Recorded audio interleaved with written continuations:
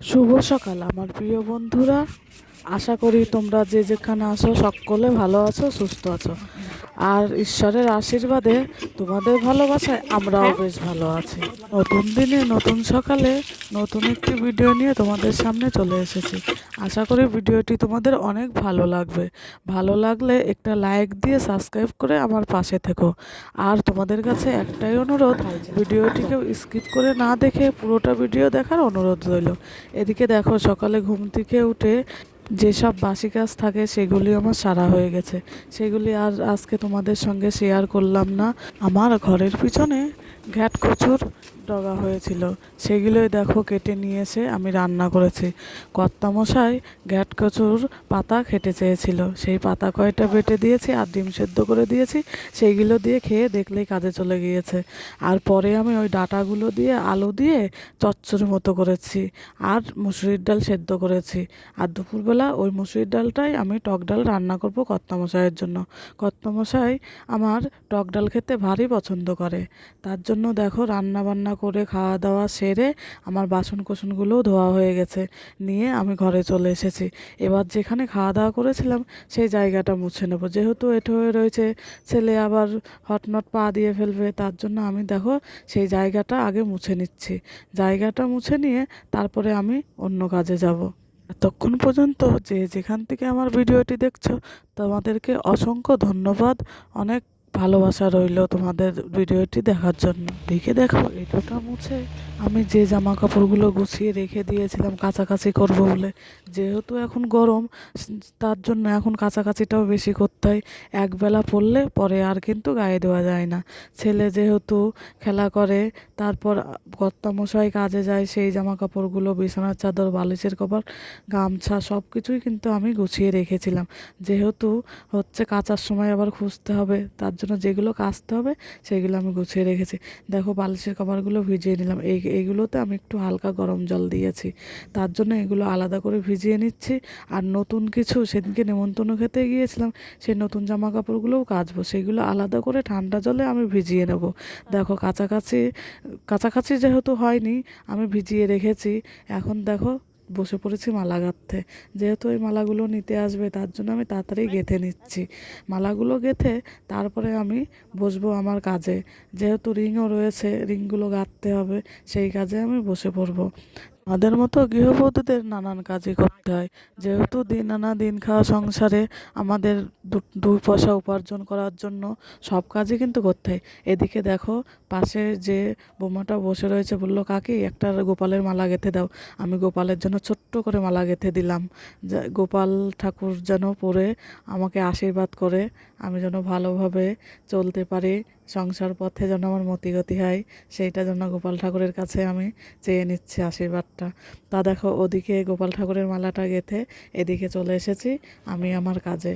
দেখো কাজ করতে করতে আবার উঠে পড়েছিলাম, যেহেতু আমার জামা কাপড়গুলো ভেজানো ছিল, সেগুলো তো আবার কাচতে হবে। বেলা তো ভালোই হয়ে গেছে, 12টা 1টা বেজে গেছে। তার জন্য আবার উঠে দেখো জামা কাপড় কাচতে চলে গেছিলাম। কাছাকাছি হয়ে গেছে, এখন ছাদে এসে আমি মেলে নেব। কাচাটা তোমাদের সঙ্গে শেয়ার করে নিই। তা দেখো এখন এক এক করে মেলে নেব। ছাদে তো এসেছি, দেখেছো রোদ্দুরের কি তাপ, ছাদে কিন্তু থাকাই যাচ্ছে না। আমি তো এমনিই কাছাকাছি করে ভিজে গেছি, আর ওই ছাদে এসে আমি ঘেমে একদম স্নান।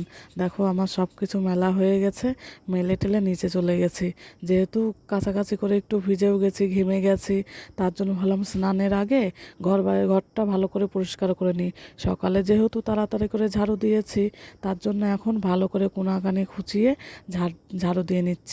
এদিকে ভালোই বেলা হয়ে গেছে, কর্তামশাই আসার টাইমও হয়ে গেছে। তা দেখো এই পাশটা একটু বেশি নোংরা টোংরা ছিল, আমি গুছিয়ে ভালো করে ঝাড়টা দিয়ে নিলাম।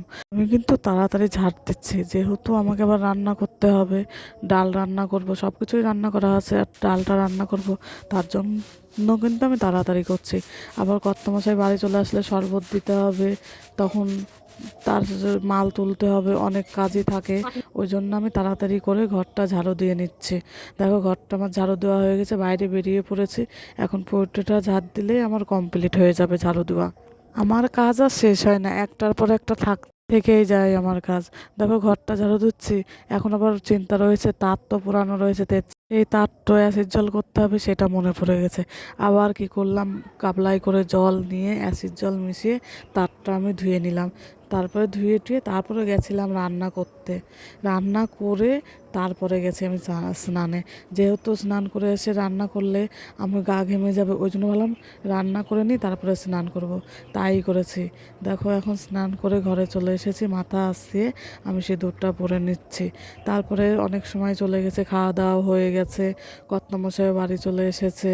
তা এখন দেখো বিকালবেলা হয়ে গেছে, সন্ধ্যার আগে। তা আমি জামা কাপড়গুলো তুলে নিয়ে ঘরে চলে আসলাম। তারপরে গেছি আবার ঝাড়ু দিতে। ছাদটা যেহেতু নোংরা হয়ে রয়েছে, তা ভাবলাম এখন বিকালও হয়ে গেছে, রোদ্রের তাপও নেই, তার জন্য দেখো আমি ছাদটা ঝাড়ু দিয়ে নিচ্ছি। ভালোই কিন্তু নোংরা হয়ে গেছে, দেখতেই পাচ্ছ কত পাতা জমা হয়ে গেছে। ছাদটা ঝাড়ু দেওয়া হয়ে গেলে তারপরে দেখো, যেহেতু সন্ধ্যা ঘনিয়েই এসেছে, গাছপালাগুলো ছেলে বললো মা আমি একটু দেখিয়ে দিই। তা সেদিন তো দাদা বৌদি এসেছিল, ছেলেকে 100 টাকা দিয়ে গেছিল, তখন থেকে আমাকে বিরিয়ানি এনে দাও, বিরিয়ানি এনে দাও। তার জন্য দেখো ছেলে আর ছেলের বাবা গিয়ে বিরিয়ানি নিয়ে এসেছে। ছেলেকে এখন ঢেলে দিচ্ছি, ছেলে খাবে আর আমিও একটু খাবো। কর্তামশাই তো খায় না, যেহেতু ওনার সমস্যা, খেলে অসুবিধা হয়, তার জন্য উনি আর খায় না। তা আমি আর ছেলে খাবো। আর এর মধ্যে যে ডিমটা আছে কর্তামশাইয়ের জন্য রেখে দেব। তা কর্তামশাইকে রাতে রুটি করে দিয়েছি, রুটি আর এই যে কলা আর ওই ডিমটা দিয়েই খেয়েছে।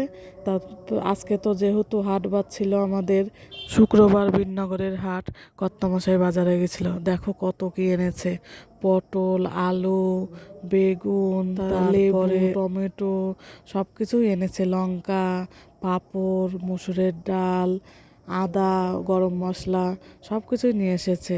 তা কলা এনেছে, তেল এনেছে। যখন বাজার করে এই হাটে হাটে সব কিছুই আমাকে এনে দেয়। দেখো সব রেডি এখানে। ভিডিওটা আমি এই পর্যন্ত রাখছি। সাবধানে থেকো, সুস্থ থেকো। আসছি আগামীকাল নতুন একটা ভিডিও নিয়ে। টাটা।